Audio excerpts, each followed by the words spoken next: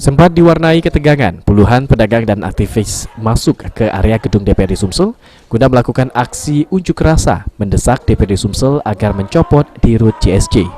Dalam aksinya ini, pengunjuk rasa kecewa dengan sikap Dirut JSC yang tidak mengizinkan pedagang berjualan di area JSC, serta telah melakukan pungutan ke pedagang.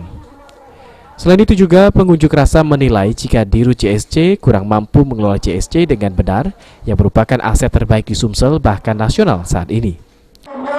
Bahwa saudari Mainataya mengambil dan memanfaatkan uang JSC 1,1 miliar.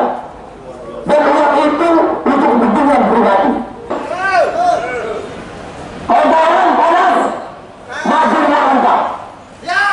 Masyarakat Sumatera Selatan mendesak Bapak Gubernur untuk memecat Maenda Paulo ini. Karena yang memimpin JSC ini harus orang yang cerdas dan orang yang jago lobby. Jaka Baring dan tidak arogan pasti. Jaka Baring Sport City ini kebanggaan bangsa Indonesia, bukan hanya Sumatera Selatan.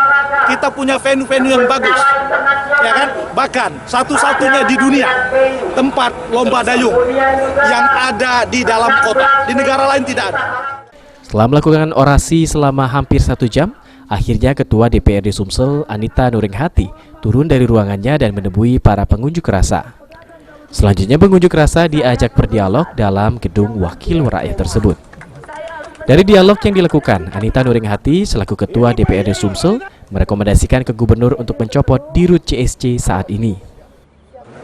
Yang berhak memecat adalah Gubernur. Oleh karena itu tadi saya akan merekomendasikan untuk dievaluasi.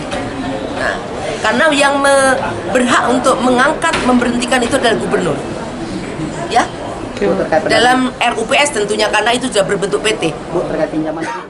DPRD Sumsel sendiri berencana akan memanggil Dirut JSC untuk dimintai klarifikasi persoalan yang ada saat ini. Firman Hidayat, PAL TV.